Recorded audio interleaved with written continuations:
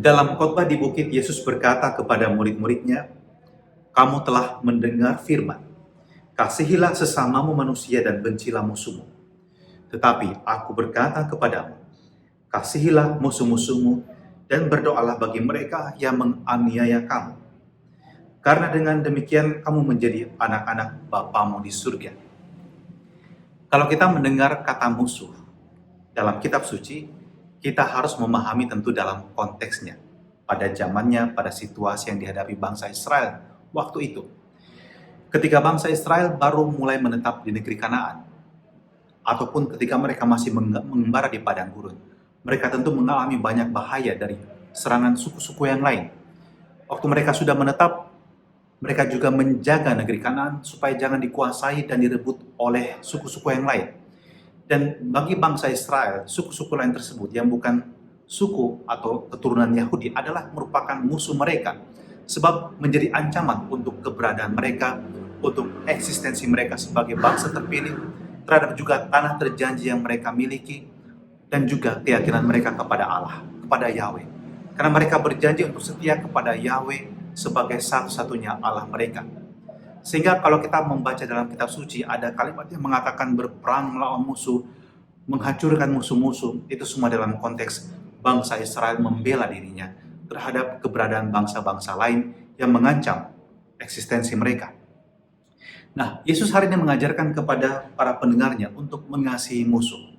Dan kalau kita memahami dalam konteks yang pertama, Yesus mau mengajarkan kepada para pengikutnya untuk beriman kepada Allah, tapi juga toleransi kepada orang-orang lain yang berbeda keyakinan, yang bahkan berbeda bangsa sekalipun. Mereka juga adalah ciptaan Allah, mereka juga adalah orang-orang dikasih Allah. Tidak perlu dimusnahkan, biarkan mereka bertumbuh di dalam keyakinannya.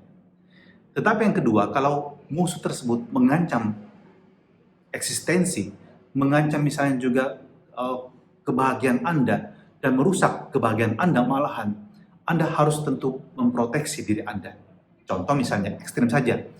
Kalau orang misalnya menipu Anda dan ingin meraup seluruh harta Anda, bahkan mungkin juga ingin memusnahkan keluarga Anda harus membela diri, bukan? Anda harus memberikan batas kepada orang tersebut.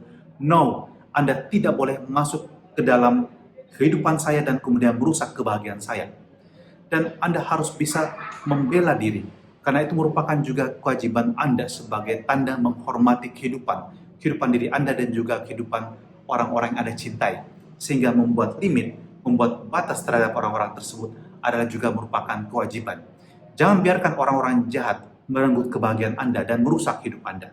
Anda harus membela dan mempertahankan diri. Di sisi yang ketiga adalah berhadapan dengan musuh.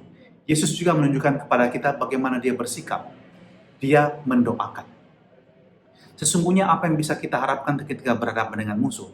Kalau orang tersebut berkeras hati, tidak mau berubah, Anda mungkin tidak bisa melakukan banyak terhadap orang tersebut. Yang bisa dibuat adalah, pertama, tetap melakukan kebaikan. Dalam arti Anda bersikap normal dan tidak perlu membalas kejahatan dengan kejahatan. Tidak perlu. Tetapi Anda cukup membatasi supaya Anda tidak mengalami sebagai korban kejahatan, tapi Anda tetap bersikap ramah terhadap orang tersebut. Anda berkata-kata normal saja terhadap orang tersebut, tanpa kebencian, tanpa caci maki. Dan yang kedua adalah mendoakan. Mendoakan supaya orang ini dapat disentuh rahmat Allah dan dapat berubah. Dan dalam sejarah kehidupan manusia kita kenal ada begitu banyak orang yang dahulunya jahat, bisa berubah menjadi baik karena rahmat, karena pertolongan Tuhan. Maka jika Anda berhadapan dengan orang-orang yang terutama tidak mungkin terpisah dari kehidupan Anda karena menjadi bagian hidup Anda, yang Anda perlu lakukan adalah bersabar menghadapi orang tersebut dan mendoakannya. Dan percayalah, kuasa Allah lebih besar daripada segalanya. Dan kalau kita bersikap seperti itu, menjadi sempurna seperti Bapa di surga sempurna adanya. Dan Lukas mengatakan menjadi murah hati seperti Bapamu di surga murah hati adanya. Digambarkan oleh Yesus seperti matahari yang terbit untuk orang yang jahat dan bagi orang yang baik. Juga hujan yang turun untuk orang yang jahat dan orang yang baik. Maka Anda harus tetap memancarkan kebaikan. Meskipun Anda juga mungkin mengalami disakiti oleh orang lain. Memang sangat sakit kalau diperlakukan tidak adil, dikucilkan, ditindas oleh orang lain. Tapi kita harus tetap berpikir positif dan bertindak positif. juga bahkan ketika berhadapan dengan orang-orang yang menganiaya kita, yang menyebabkan penderitaan bagi kita. Dan kalau itu terjadi, tidak seorang pun dapat merenggut kebahagiaan dari kita, sebab kita akan seperti matahari, tetap bersinar. Meskipun ada awan yang menutupi, dia tetap ada di sana. Sinarnya tidak berkurang, dia tetap memancarkan kehangatan yang sama. Yang membedakan adalah orang yang menolak dia tidak akan merasakan kehangatan tersebut. Sama seperti hujan yang turun membasahi bumi. Bumi akan basah, tetapi yang menyerap air tersebut, itulah yang mengalami kesuburan. Sementara yang menolaknya, air tersebut akan pergi dengan sendirinya. Bapa dalam surga, hanya Engkau yang sempurna adanya.